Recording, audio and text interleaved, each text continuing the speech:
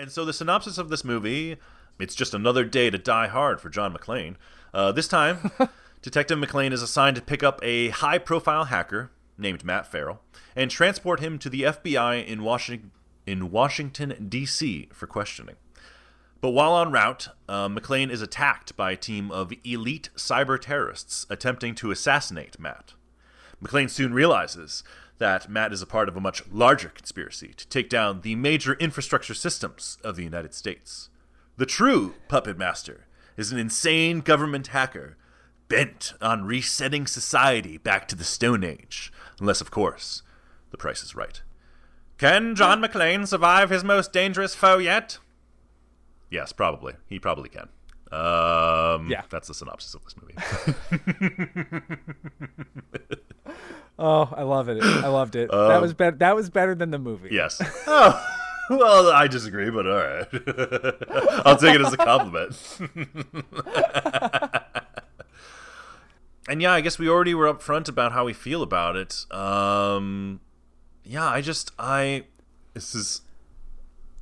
This is interesting to go right into it, but I really love this movie. I think this movie, I would give this movie, if I gave it a number, I would give it an 8 out of 10. I think it's a really fun, tight action film. I really love, and the first thing I guess I'll comment on, because I want to hear your opinion on it as well, is I really actually enjoy both the shooting style and the editing style of this movie.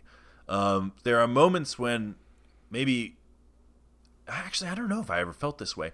I really just don't feel like this movie is overly edited, even though I feel like that's a criticism I often hear. I think that the cutting style of it feels purposeful in the sense of, like, I wonder if, and this is just my own opinion, I wonder if choreographing the fight scenes with Bruce Willis just naturally kind of made it so that they knew they were going to be kind of cutting a lot and shooting sort of around him to make him seem, because the man is, I'm not trying to insult the man, but the man was 52 when he made this movie, or 51. So I mean, He definitely wasn't moving as quickly as he was before. And I feel like the editing style to me fits the hacker villain aesthetic.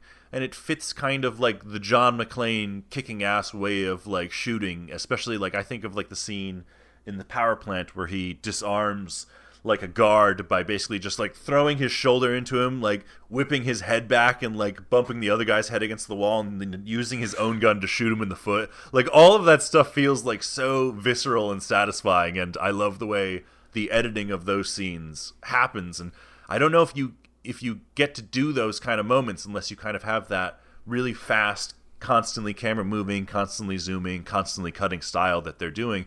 And for some reason it works for me in this. Yeah. That's okay. I love when we immediately start in on a movie that we are just actually so opposed on. Because like I would probably give this movie I think I'd maybe give this movie a 4 out of 10. All right. And I think that this movie is hacked to shreds. I think that it is so overcut and so over-edited. And yes, I know that the unrated or R-rated version does get a couple more moments to breathe and is edited less. But the theatrical version of this movie is damn near unforgivable in the way that it handles some of its ADR and some of its editing. Oh, man. On top of that, I think that this movie looks like piss. It is like yellow and like acrid in the way that it looks. I know that's coming on really harsh, but I guess that's the thing, is that there are things that I have in my memory and even in the rewatch do genuinely like about this movie, and it's just so astounding the things that do not connect for me on this movie. That's interesting. But you are a fan of kind of like the look and the aesthetic of Len Wiseman's previous work before this, the first and second Underworld movie, correct? Or so I guess if we're talking about the career of Len Wiseman, I was of the right age for Underworld to be very much up my alley. Me too. It came out in what, like 2004 was the first one? I think it was 2003 actually, but it was like fall. It was okay, like so near the 2004, end of 2003. So I was like 12, and I, like hot Kate Beckinsale in leather, vampires. I was a sucker for lore. Like if a movie had like good world building or good lore, I was really into it. And like that had like the werewolf and vampire, like the legend and the lore and the history. And there was like rules to it, and that was cool.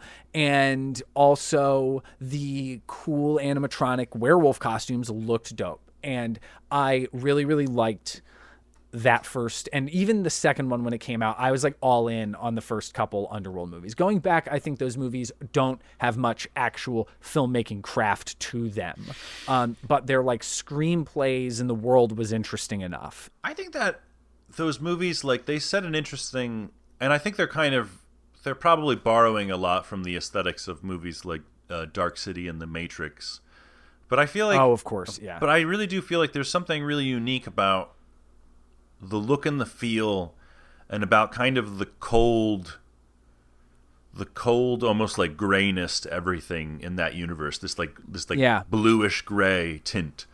And I kind of like the way that he's not doing the exact same thing in Live Free or Die Hard, but I almost like that. I read into the style that you were speaking of in terms of like the coloring of this movie as like a digital coldness, as that, it's the dumb line, you're a Timex watch in a digital age.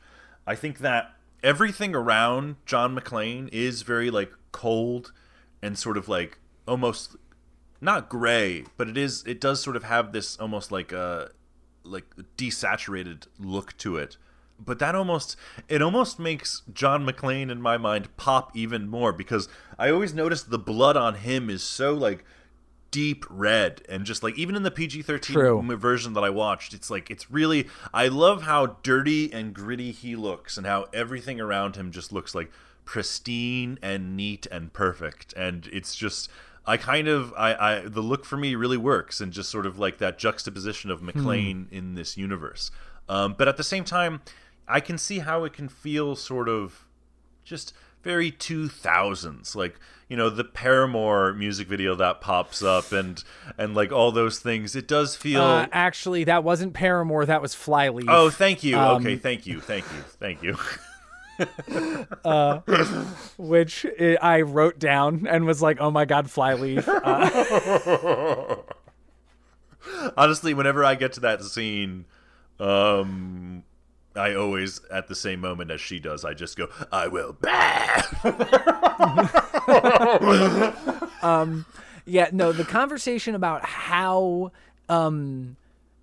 just in its DNA this movie is the year 2007, that is its own separate conversation. Yeah. No, I mean, I can almost see how that's to the movie's detriment, and it almost seems like that's what you're maybe that's what you're commenting on, but maybe I'm assuming too much. Oh, no, that's definitely a problem with it.